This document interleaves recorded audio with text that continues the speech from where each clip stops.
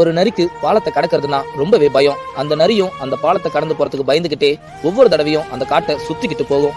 ஒரு நாள் அந்த பாலத்துல ஒரு குட்டியான பயப்படாம நடந்து வருவதை அந்த நரியும் பார்த்துட்டு, யானையே, நீங்க எப்படி பயப்படாம இந்த பாலத்துல நடந்து வரீங்க?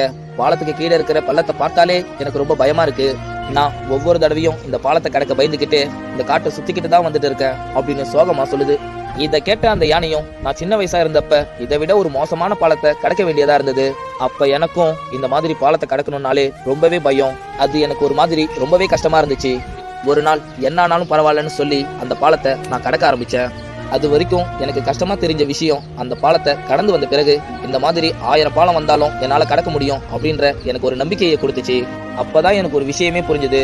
நம்ம வாழ்க்கையில வர கஷ்டத்தை பார்த்து நம்ம பயந்தோடணும்னா நமக்கு அந்த கஷ்டம் ஒரு எதிரியா தான் தெரியும். அதுவே நீ அந்த கஷ்டத்தை தாங்கி ஃபேஸ் பண்ணி கடந்து வந்து பாரு, அந்த மாதிரி 1000 பிரச்சனை வந்தாலும் அந்த கஷ்டம் உனக்கு ஒரு நல்ல நண்பனா இருந்து உனக்கு ஒரு நம்பிக்கையை கொடுக்கும். உன்னோட வாழ்க்கையில வர கஷ்டத்தை உனக்கு நீ நண்பனாக்கிக்கிறதும் இல்ல எதிரியாக்கிக்கிறதும் அது உன் கையில தான் இருக்கு அப்படின்னு சொல்லுது.